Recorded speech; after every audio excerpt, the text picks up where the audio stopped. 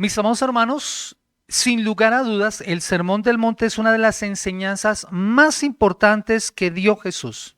Y es uno de los sermones más influyentes de toda la historia.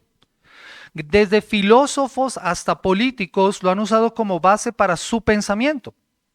Agustín de Hipona, por ejemplo, en el siglo III después de Cristo, el más grande teólogo cristiano de los primeros siglos de la Iglesia, consideraba que el Sermón del Monte era una guía esencial para la vida cristiana y argumentaba que sus enseñanzas reflejaban una ética superior que debía seguirse.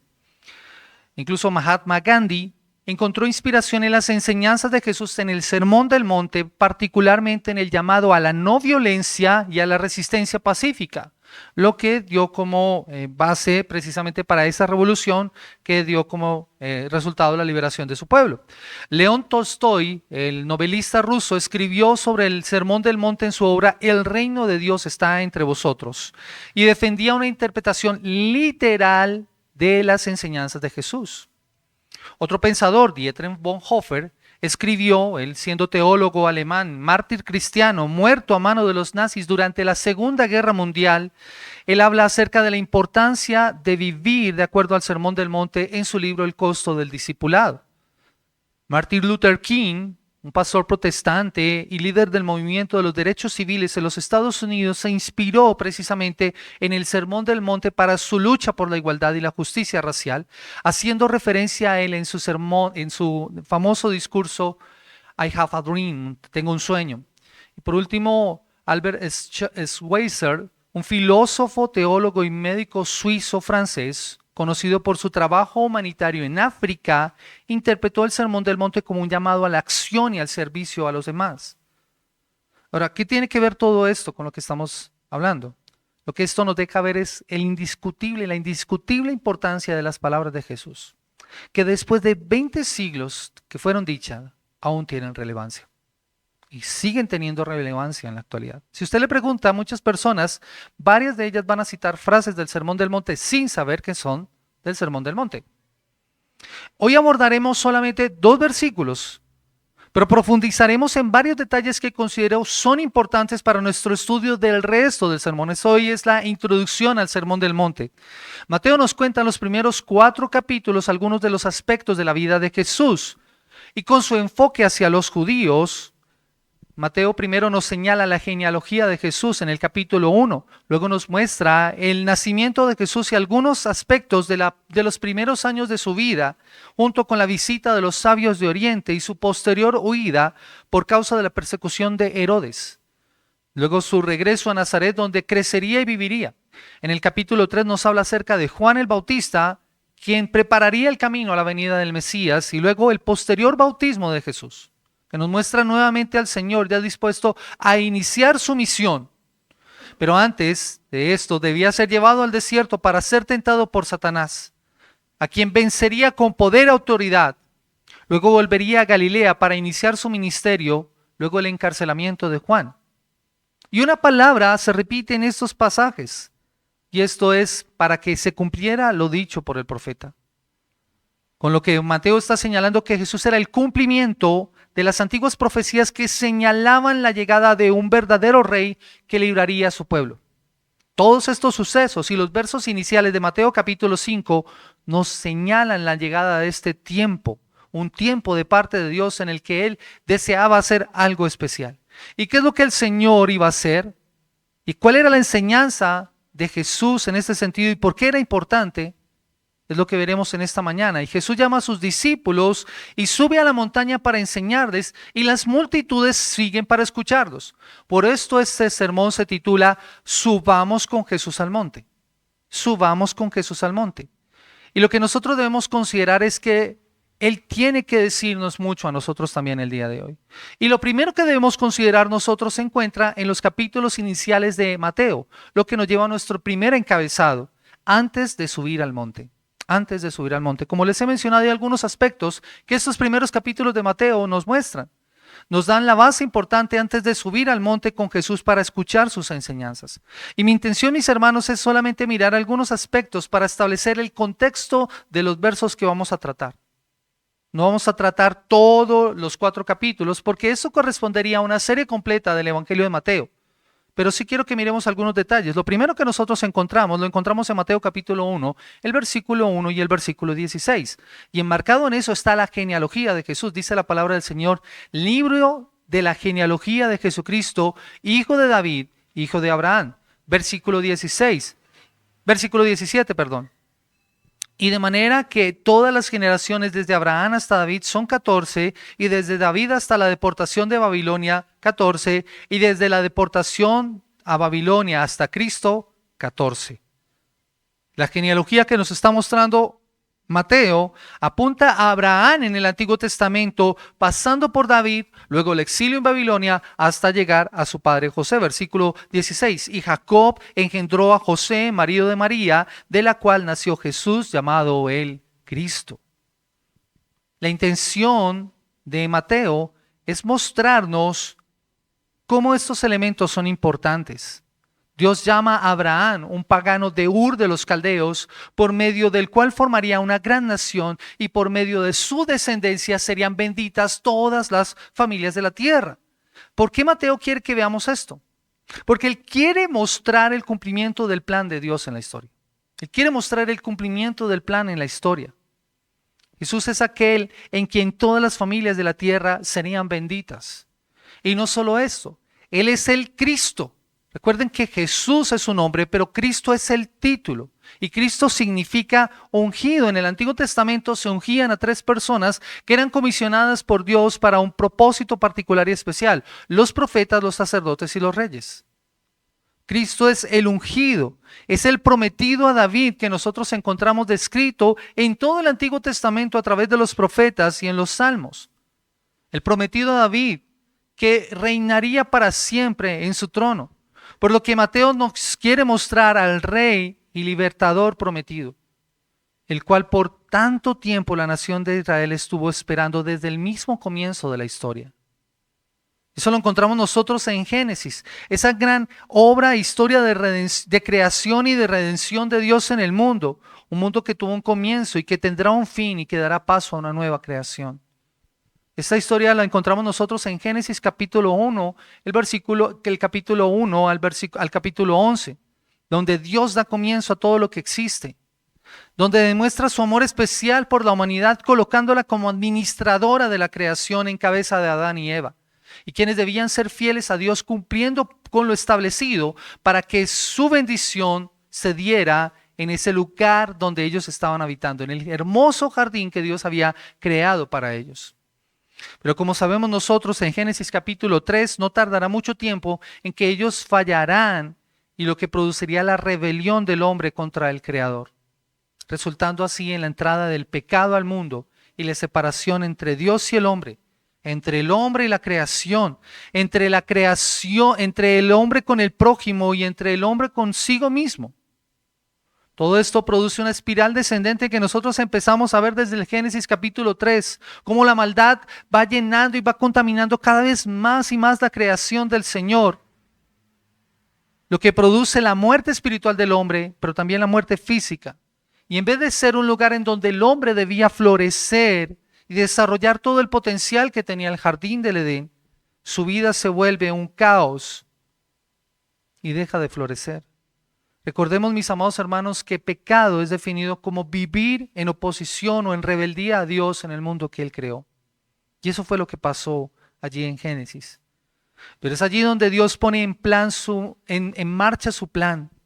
Cuando le dice a la mujer en Génesis capítulo 3, el versículo 15, yo quiero que vaya conmigo allá. Génesis capítulo 3, el versículo 15, las palabras de Dios hacia la mujer. Y el plan maravilloso que Dios había puesto en medio de esta maldad, el plan maravilloso de Dios puesto en marcha. Versículo 15 de Génesis capítulo 3 dice: y pondré enemistad entre ti y la mujer, entre tu simiente y la simiente suya, ésta te herirá en la cabeza y tú la herirás en el calcañar. Ese es el plan de Dios puesto en marcha, y que vamos a ver desarrollarse más específicamente por medio de Abraham y de su descendencia. El Antiguo Testamento acabará y el prometido en este versículo no llega. Por el contrario, hay un momento en la historia del pueblo en que inclusive Dios no habla, esos 400 años de silencio que hay entre el Antiguo Testamento y el Nuevo Testamento. Sin embargo, el Dios de la historia está obrando. Allí no hay mensaje, no hay profeta, no hay revelación, pero el Dios de la historia continúa actuando hasta que llegamos al Nuevo Testamento. Y es ahí que sea tan importante el mensaje que el Señor mismo proclama. Vaya conmigo Mateo capítulo 4, el versículo 17. Mire lo que dice la palabra del Señor. Desde entonces comenzó Jesús a predicar y a decir: arrepentíos, porque el reino de los cielos se ha acercado. Su mensaje completo está relatado en los evangelios de Marcos y Lucas. Marcos dice que al inicio del ministerio de Jesús él predicaba el evangelio del reino de los cielos, que es un sinónimo para hablar acerca del evangelio o del reino de Dios. Y Marcos dice: el tiempo se ha cumplido, el reino de Dios se ha acercado, arrepentíos y creed en el evangelio. Arrepentíos y creed en el evangelio. Algo va a ocurrir porque el tiempo se ha cumplido. Yo creo que la expectativa del pueblo de Israel era grande en ese momento. Algo va a ocurrir. Los tiempos pasados y la salvación para su pueblo, Israel tenía un cumplimiento completo en lo que Dios iba a hacer por medio de Jesucristo. Pero eso además nos alcanza a nosotros por medio de la salvación que Jesús ofrece. Por eso es que esa promesa dada a Abraham es tan importante para nosotros. En su simiente serían benditas todas las familias de la tierra. ¿Sabe? Eso nos compete a usted y a mí. Por eso era tan importante este cumplimiento del tiempo. En griego existen dos palabras para tiempo. La palabra cronos y la palabra kairos. La primera hace referencia al tiempo que se puede medir. De ahí viene nuestra palabra cronómetro, la que usamos nosotros para medir el tiempo. Pero el kairos habla más bien de una oportunidad, de un tiempo apropiado para la acción, un periodo de tiempo que presenta ciertas características. Y es el tiempo del cual está hablando el Señor. El tiempo se ha cumplido. Algo va a ocurrir. Y el pueblo tenía que estar expectante a eso. Y lo que sigue en el mensaje de Jesús es: el reino de Dios se ha acercado. Y yo quiero que usted lo vea de esta manera, mi amado hermano y mi amada hermana. Piense por un momento en esto. La promesa para el pueblo de Israel es: viene un Salvador. Él los va a liberar. Pero han pasado los siglos, ha pasado el tiempo y el Salvador no había llegado. Hasta que se levanta Juan y empieza a anunciar la venida del Mesías. Y después viene Jesús y empieza a decir: el tiempo se ha cumplido, el reino de Dios se ha acercado. Dios mismo, la segunda persona de la Trinidad, viene a habitar entre nosotros. Jesús empieza a anunciar: el reino de Dios se ha acercado. ¿Y qué es el reino de Dios? Porque hablamos acerca del reino de Dios, pero si no entendemos el reino de Dios, mis amados hermanos, y si no entendemos este mensaje, no vamos a poder comprender lo que más adelante Jesús mismo nos va a enseñar en el Sermón del Monte. Porque el Sermón del Monte tiene que ver en cuanto al reino de Dios. Así que si tú no sabes qué es el reino de Dios, ¿cómo sabes si estás cumpliendo los estándares que el Señor te ha establecido en el Sermón del Monte?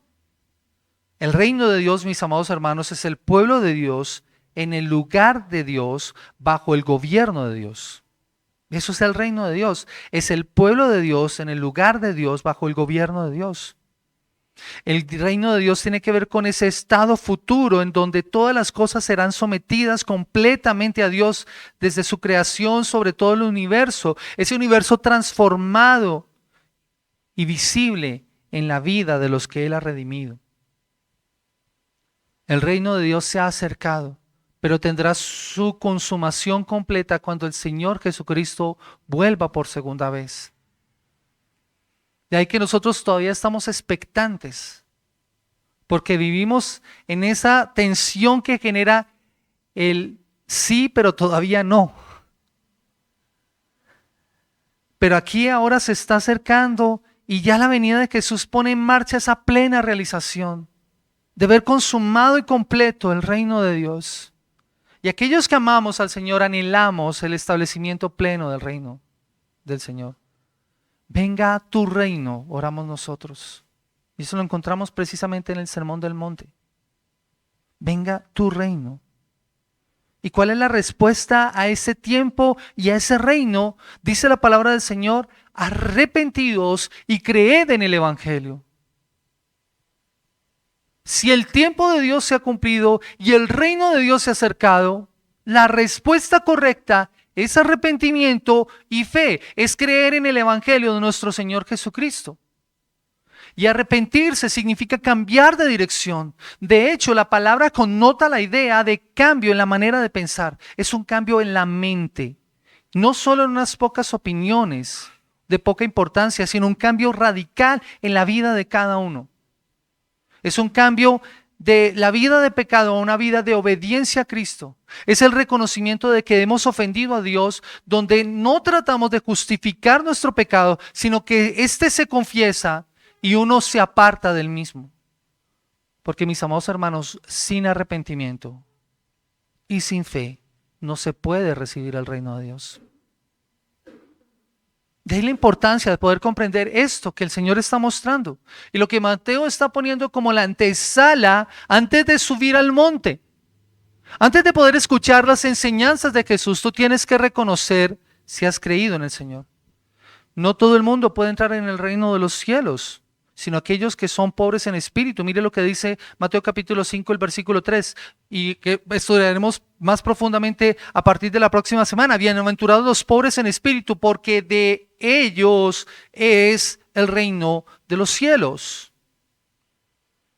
El reino de los cielos es para los que son obedientes. Mateo capítulo 7, el versículo 21, dice la palabra del Señor: no todo el que me dice Señor, Señor, entrará en el reino de los cielos, sino el que hace la voluntad de mi Padre que está en los cielos. Aquel que quiere entrar en el reino de los cielos tiene que manifestar y mostrar una justicia superior a la de los maestros de la ley. Mateo capítulo 5, el versículo 20, porque os digo que si vuestra justicia no fuere mayor que la de los escribas y fariseos, no entraréis en el reino de los cielos. Para entrar al reino, o más bien entrar en el reino de Dios, en el reino de los cielos, es entrar a la vida eterna. Mateo capítulo 7, el versículo 13 y 14. Entrad por la puerta estrecha, porque ancha es la puerta y espacioso el camino que lleva a la perdición, y muchos son los que entran por ella, porque estrecha es la puerta y angosto el camino que lleva a la vida, y son pocos los que la hallan. Mateo, a través de esta genealogía que nos ha mostrado en el primer capítulo, nos muestra entonces, como les digo, al verdadero heredero de David, al legítimo rey. Y si el rey ha venido y el reino está por empezar, ¿quiénes pueden participar? Y esa es una pregunta que debemos hacernos nosotros. Porque si el mensaje es el reino de Dios, ¿cómo sé yo si he entrado a él? ¿Quiénes pueden participar? De hecho, fue la pregunta que hizo una vez un joven rico, ¿recuerdan ustedes? Maestro bueno, ¿qué haré para heredar la vida eterna? Un sinónimo para hablar acerca de esa salvación, de ese reino. Y Jesús le responde. Y el joven rico preguntó: ¿y qué más me hacen falta? ¿Cuáles son los requisitos para entrar en el reino? Jesús da una respuesta más completa aquí en este pasaje, Mateo capítulo 5 al 7, que es el Sermón del Monte. Este sermón entonces no es una forma de ganarme la salvación. Es más bien, nos muestra cómo debemos llevar nuestra vida en esa correcta relación con Dios. Aquellos que nos hemos arrepentido de nuestros pecados y que llegamos a ser sus discípulos. Por eso, cuando Jesús empieza a hablar de su mensaje y empieza a llamar a sus seguidores, aquellos que va a llamar sus discípulos, ellos han confesado su pecado. Y ahora empezará a enseñarles lo que significa vivir en el reino de Dios. Mis amados hermanos, esa enseñanza la seguimos necesitando tú y yo en la actualidad. Nosotros necesitamos comprender qué significa vivir en el reino de Dios. ¿Y qué significa vivir bajo su soberanía, bajo su gobierno, siendo Él nuestro Rey y viviendo de acuerdo a sus estatutos? Mateo capítulo 4, versículo 17 entonces nos señala el mensaje de Jesús, su llamado. Así que antes de subir al monte para escuchar la enseñanza de Jesús, debemos vernos a nosotros mismos y preguntarnos cómo está nuestra relación con el Señor. ¿Cómo lo vemos?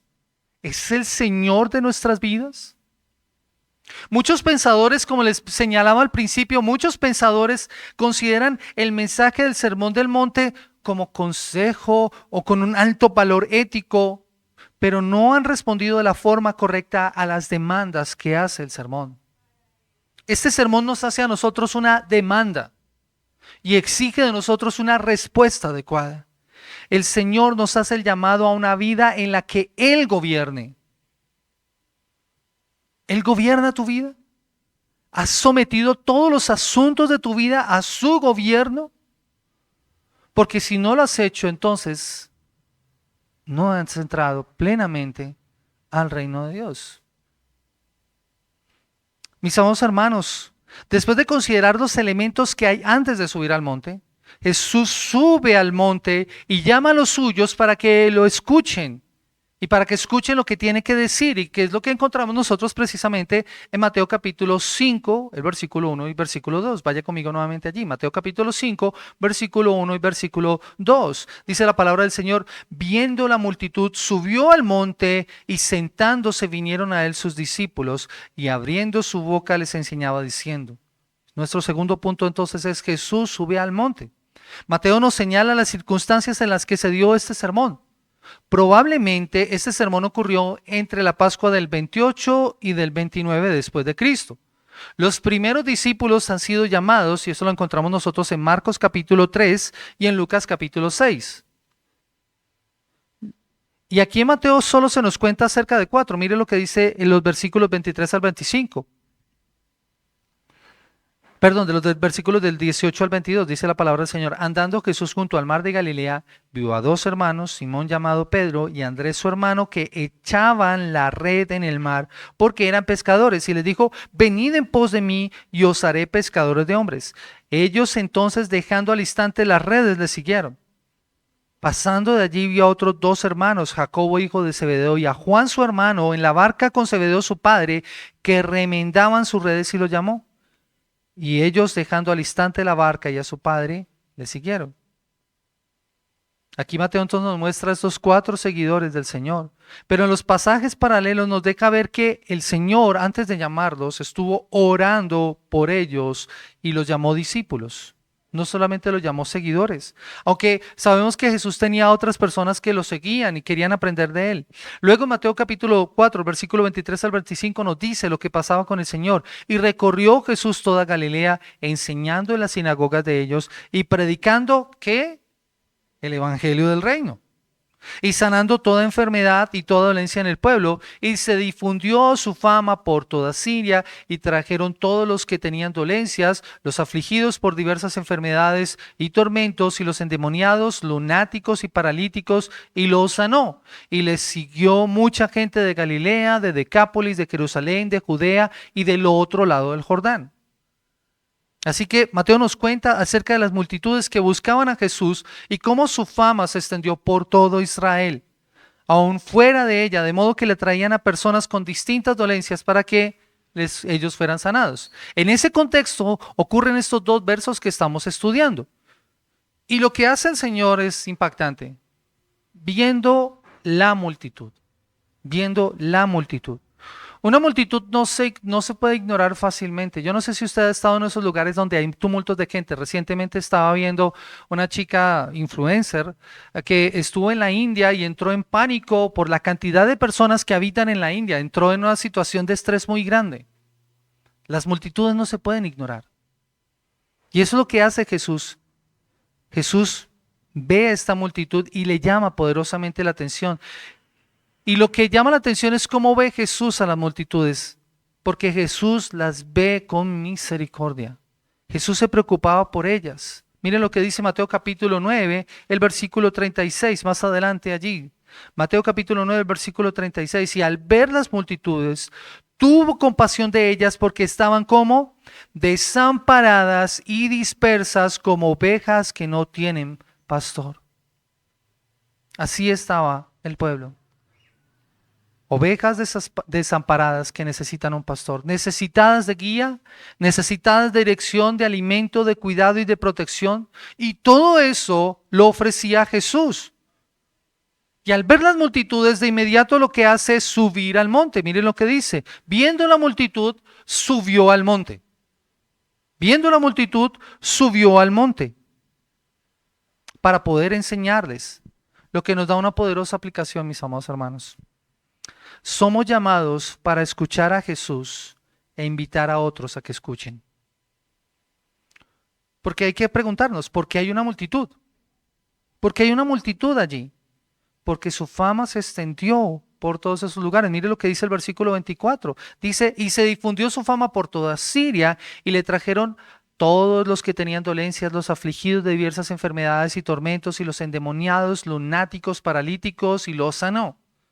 Creo que aquí hay una muy buena descripción de cómo estamos muchos de nosotros.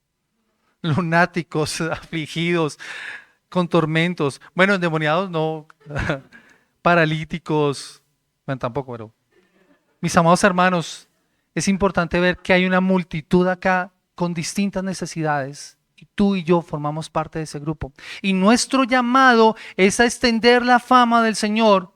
¿Por qué hay una multitud? Porque otras personas hablaron de Él.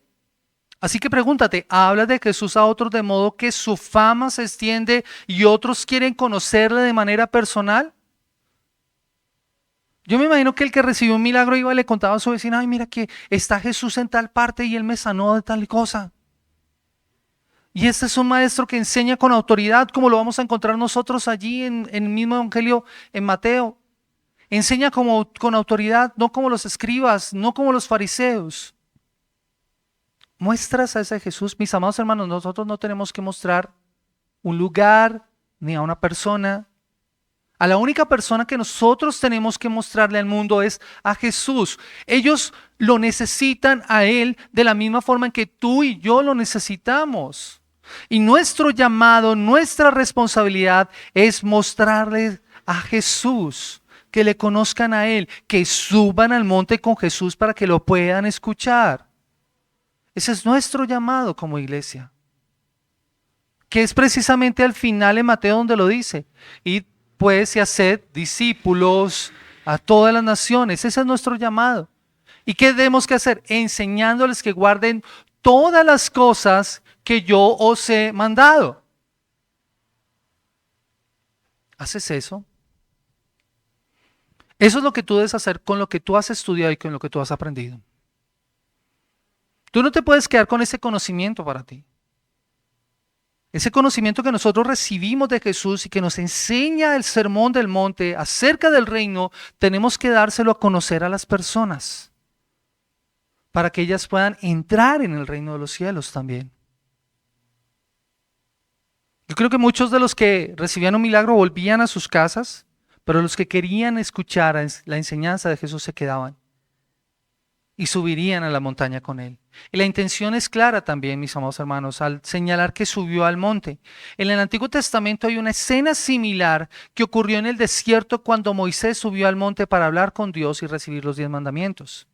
No por nada, muchas de las lecciones que nosotros encontramos en el Sermón del Monte, ¿hacia dónde apuntan? Hacia los 10 mandamientos. Oísteis que fue dicho, mas yo os digo. Y esa es la relación. Aquí entonces nosotros podemos ver una multitud en el pueblo de Israel en el Antiguo Testamento que fue llamada a escuchar, pero que no pudo oírlo por causa del temor que produjo la presencia del Señor en ese lugar. ¿Recuerdan? En Éxodo, el monte humeante, rayos, truenos, terremotos, el sonido constante de la trompeta. El temor que produjo eso en el pueblo de Israel evitó que ellos se acercaran al monte. De hecho, si ellos se acercaban podían morir. Pero aquí vemos una escena distinta. Ahora Dios mismo desciende en la segunda persona de la Trinidad para enseñar a los suyos. Y eso es algo importante porque los montes en el Antiguo Testamento son muy importantes porque nos recuerdan la manifestación del poder de Dios y de los sucesos de Dios. Pero tal vez el más importante es precisamente el Sinaí, donde se dieron las 10 palabras o los 10 mandamientos. La intención es clara entonces de Mateo. Y la intención es clara en lo que pasó aquí. Jesús es un mejor y más excelente Moisés, el dador e intérprete verdadero de la ley de Dios, quien explica el verdadero sentido de esta. Si nosotros queremos entender los 10 mandamientos, a quien tenemos que acudir es a Jesús para que nos los explique. Fue donde fallaron los fariseos. El claro sentido de las palabras de este contexto tiene que ver con lo que el Señor va a hacer y la forma en que su pueblo debía recibir ahora las leyes y cómo el discurso del Señor no invalida ni cambia la ley. El mismo Señor Jesús dice que Él no ha venido a quitar la ley, sino a cumplirla. Versículo 17 del capítulo 5. No penséis que he venido para abrogar la ley o los profetas. No he venido para abrogar, sino para cumplir. Porque de cierto os digo que hasta que pasen el cielo y la tierra, ni una jota ni una tilde pasará de la ley hasta que todo se haya cumplido. El Señor viene a cumplir la ley. No viene a quitarla, no viene a cambiarla. Él cumple perfectamente y da a sus seguidores la correcta interpretación de esta. Moisés en el Antiguo Testamento era solamente un legislador, el que da la ley, pero también era un libertador. Y aquí tenemos a un mejor y más excelente Moisés que está guiando a este nuevo pueblo, a un nuevo éxodo, para salir no de este mundo, sino permaneciendo en él, viviendo vidas de manera diferente. Aquellos que han escuchado las enseñanzas de Jesús ahora pueden vivir de manera diferente. Por eso es que nos invita a oír y a responder de manera adecuada a sus palabras. Jesús es el verdadero maestro. Por eso se sienta a enseñar. Mire lo que dice el versículo. Dice, viendo la multitud, subía al monte y sentándose. ¿No les parece bastante interesante que él se siente? Pero es que esa era la forma en la que los maestros en el Antiguo Testamento enseñaban. Ellos se sentaban. Y de hecho, el Señor Jesús habla acerca de eso. En la cátedra de Moisés se sientan los fariseos. Como que ellos tenían la autoridad para enseñar, nadie más. Aquí Jesús está tomando la posición de sentarse y enseñar a sus alumnos. Por eso es que por eso es que a su alrededor están las multitudes. La enseñanza está dirigida ¿a quiénes? A sus discípulos, y vinieron a él sus discípulos. Pero las multitudes están a su alrededor escuchando las palabras del Señor. Mis amados hermanos, porque solo aquellos que son verdaderamente sus discípulos las pondrán en práctica. Solo aquellos que son verdaderamente sus discípulos pondrán en práctica la enseñanza del Señor. Y el Señor dice aquí en la palabra, y abriendo la boca, les enseñaba. Esta porción de abrir su boca es tomada del libro de los Salmos, en el capítulo 78, el versículo 2. Mire lo que dice Salmos, capítulo 78, el versículo 2. Dice la palabra del Señor, escuchad, pueblo mío, mi ley. Versículo 1. Inclinad vuestro oído a las palabras de mi boca. Abriré mi boca en proverbios. Hablaré cosas escondidas desde tiempos antiguos. Eso es lo que el Señor está haciendo. Está abriendo su boca. Pero esta era también una señal que indicaba de que algo importante iba a ser dicho. Era algo que había sido meditado y muy bien estudiado. Y hay que prestarle atención porque nos compete a todos. No debe ser ignorado. Cuando el maestro abre su boca, debemos prestar atención a lo que él está diciendo. En nuestras Biblias, y muchas de ellas tienen las palabras de Cristo en rojo. ¿Saben? Todas las palabras de la Biblia deberían estar escritas en rojo. Porque es la palabra de Dios. No hay una parte que tú puedas ignorar y decir, no, esto no me importa. No, toda es importante. Porque toda ella es inspirada por Dios y es útil para enseñarnos, para redarguirnos, para corregirnos y para instruirnos en justicia, a fin de que seamos perfectos y enteramente preparados para toda buena obra. Así que cuando el maestro abre su boca, debemos prestar atención a lo que él está a punto de decir. Si has subido al monte a escuchar la voz del Señor, escucha atentamente, porque lo que va a decir tiene que ver contigo. Y Jesús les enseña primero el alimento espiritual y luego el físico, como hizo muchas otras ocasiones. ¿Recuerdan cómo el Señor enseñó a la multitud y después los alimentó? El Señor da lo que los discípulos necesitan. El Señor da lo que los discípulos necesitan. Les enseña a sus discípulos para que la multitud responda. Por eso es un llamado general a todos a entrar en el reino y vivir de acuerdo con el estándar. Pero solo el que tiene oídos para oír responderá de la forma correcta. Así como dice un comentarista, El escuchar, entender y obedecer lo lleva a uno de ser parte de la multitud a ser un discípulo. El escuchar, entender y obedecer lo lleva a uno a ser parte de la multitud, a ser un discípulo. ¿A cuál perteneces tú?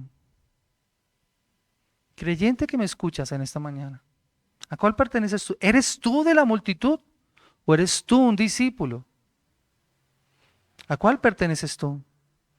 Mis amados hermanos, el Sermón del Monte nos hace un llamado a aquellos que somos sus discípulos a que nos comprometamos a seguirlos y hasta soportar la persecución si es necesario. Mira lo que dice Mateo capítulo 5, el versículo 11. Mateo capítulo 5, el versículo 11. Bienaventurados sois cuando por mi causa os vituperen y os persigan y digan toda clase de mal contra vosotros, mintiendo. Es un llamado a vivir de una forma diferente. Jesús nos llama a subir al monte, a escucharlo, a convertirnos en su pueblo, en el pueblo del reino de Dios que es diferente, que se relaciona de forma diferente con Dios, pero que también se relaciona de forma diferente con su prójimo, que vive de manera diferente su devoción, su vida de oración, el ayuno, la forma en que ve su dinero y sus aspiraciones en la vida. Miren lo que dice el capítulo 6, versículo 24. Ninguno puede servir a dos señores, porque aborrecerá al uno y amará al otro, o estimará al uno y menospreciará al otro. No podéis servir a Dios y a las riquezas. Incluso el Sermón del Monte es tan importante que alcanza el futuro. En Mateo capítulo 7, el versículo 22 señala a aquellos que hicieron cosas en su nombre. Y como dice, nunca os conocí, porque no todo el que me dice Señor, Señor entrará en el reino de los cielos, sino el que hace la voluntad de mi Padre que está en los cielos. Muchos me dirán en aquel día, Señor, Señor, ¿no profetizamos en tu nombre? Y en tu nombre echamos fuera demonios, y en tu nombre hicimos muchos milagros. Entonces les declararé, nunca os conocí, apartados de mí, hacedores de maldad. La iglesia, que debe ser parte del pueblo del reino de Dios, debe ser distinta, mis amados hermanos, porque el reino de Dios es un llamado a vivir diferente. Y subir a la montaña para escuchar a Jesús se aplica a nosotros como creyentes hoy, en el sentido de que es nuestra norma de justicia, la que Dios exige que nosotros sigamos. Como les digo, muchos pensamos que este sermón fue dado una sola vez. Y ese es un error. Tendemos a leer este pasaje y decimos, fue el primer sermón que dio Jesús. No, mis amados hermanos. Lo que encontramos en la frase, les enseñaba, indica que era una enseñanza repetida muchas veces. Por lo que es mejor traducirla, esto es lo que solía enseñarles. Y si esta es la enseñanza que Jesús solía enseñarles, ¿cuántas veces debemos nosotros volver al Sermón del Monte para estudiarlo? Es una constante en nuestras vidas. Por eso William Barclay dice, la enseñanza oficial de Jesús que en el Sermón del Monte les abrió su mente y el corazón a sus discípulos, y que es el sumario de la enseñanza que Jesús solía impartir en su círculo íntimo. El Sermón del Monte no es nada menos que la memoria concentrada de muchas horas de comunicación de corazón a corazón entre el maestro y sus discípulos. Por eso es que hay un pasaje paralelo para estudiarlo, Lucas. Lucas toma parte del Sermón del Monte. Pero es varias veces esa enseñanza que dio Jesús. Por eso es que, como les digo, una y otra vez debemos volver a escuchar y estudiar este sermón hasta que se vuelva una realidad en nuestras vidas. Casi que deberíamos aprendérnoslo de memoria nosotros. No pensemos ni por un momento que esto no tiene nada que ver con nosotros, mis amados hermanos. Puede que tú digas, con los años que tengas de cristiano, no, es que yo el Sermón del Monte ya me lo sé, yo lo he escuchado varias veces. ¿Cuántas enseñanzas hemos escuchado nosotros del Sermón del Monte? No, esta verdad es que esta enseñanza solo tiene sentido si pones atención nuevamente a lo que el Señor tiene que decirte. Porque esta enseñanza no es para una época o para otra, es para todas las épocas y es para todas las personas. Y eso incluye al que está sin Cristo en esta mañana. aun si eres un cristiano nominal. Porque mis amados hermanos, nosotros debemos pensar seriamente en nosotros. Tendemos a pensar solamente en el que no conoce al Señor, pero entre nosotros puede que haya cristianos que vengan a este lugar y crean que son cristianos porque asisten a este lugar, pero no se han arrepentido de sus pecados y no se han convertido en verdaderos seguidores de Jesús que necesitan sus enseñanzas. Porque los principios aquí presentados son aplicados siempre y todos debemos escuchar esas enseñanzas reconociendo nuestra completa incapacidad de poder guardar sus preceptos, lo que nos debe llevar a buscar refugio ante nuestro Señor, acudir a Él, necesitados de su gracia para poder vivir de acuerdo a los estándares que Él establece. Y creyente que estás en esta mañana, mi amado hermano, mi amada hermana, el creyente debería tomar muy en serio las lecciones enseñadas aquí, para que el poder del Señor y por su gracia puedas comenzar a obedecerlas como respuesta de gratitud a lo que el Señor ha hecho en tu vida. Hoy la invitación que se nos hace nuevamente es que subamos al monte a escuchar lo que Jesús tiene que decirnos. Subamos al monte con Jesús. Subamos al monte para escuchar acerca del mensaje del reino de los cielos. Subamos al monte y oremos al Señor para que al final de esta serie nosotros podamos ser como el hombre sabio que edificó su casa sobre la roca. Dice la palabra del Señor, Mateo capítulo 7, el versículo 24. Cualquiera pues que me oye estas palabras y las hace, le compararé a un hombre prudente que edificó su casa sobre la roca. Descendió lluvia y vinieron ríos y soplaron vientos y golpearon contra aquella casa y no cayó porque estaba fundada sobre la roca. Mis amados hermanos, mi oración y tu oración debe ser: Señor, ayúdanos a ser sabios. Cada vez que escuchemos una enseñanza del Sermón del Monte, y no solamente una enseñanza del Sermón del Monte, una enseñanza de toda la Escritura, Señor, ayúdanos a ser sabios. Arrepintámonos de nuestro pecado y digámosle: Señor, ayúdame a cambiar, que mi manera de pensar cambie para que mi manera de vivir sea diferente. Porque el riesgo de no escuchar las palabras del Señor o de escucharlas e ignorarlas es muy grande. Mira lo que dice el versículo 26. Porque cualquiera que me oye estas palabras y no las hace, le compararé a un hombre insensato que edificó su casa sobre la arena. Y descendió lluvia y vinieron ríos y soplaron vientos y dieron con ímpetu contra aquella casa y cayó, y fue grande su ruina. Que el Señor nos ayude. Y mi oración, mis amados hermanos, es que al subir al monte a escuchar al Jesús, seamos transformados. Vamos a orar. Señor amado y Dios, Padre eterno, queremos hoy honrar y bendecir tu santo nombre. Y hoy como pueblo tuyo, Señor, viéndonos tú como nos ves con compasión, hoy nos acercamos nuevamente para subir al monte contigo y para escuchar las enseñanzas de tu boca, lo que tú tienes que decirnos, Señor. Padre, hoy reconocemos nuestra condición y vemos nuestra maldad, Señor. Y te pedimos que en tu gracia y en tu favor tú nos ayudes a cambiar y a vivir de una forma que honre tu santo nombre, que glorifique tu santo nombre, Señor. Gracias por cambiarnos, gracias por transformarnos, gracias por renovarnos, Señor.